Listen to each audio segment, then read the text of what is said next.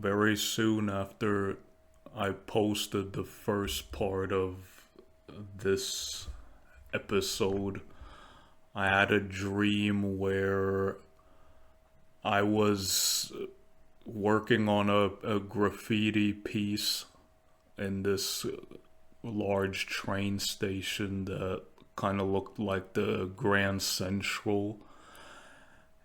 And I was being really incognito about it, like a graffiti artist would typically do, at least when they don't have a permit to do the piece.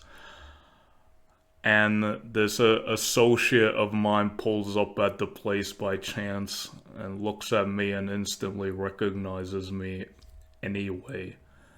And despite them not meaning any harm to me, I panic anyway and basically just book it.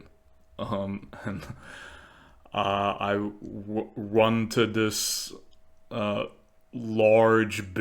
the top of this large building, almost like this skyscraper type of situation.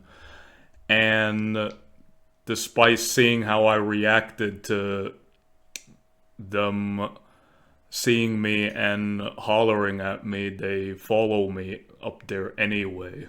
And I kind of just brush off the panic and act like I'm all cool, and we kind of chat at that rooftop that looked like it still could have been somewhere in Manhattan.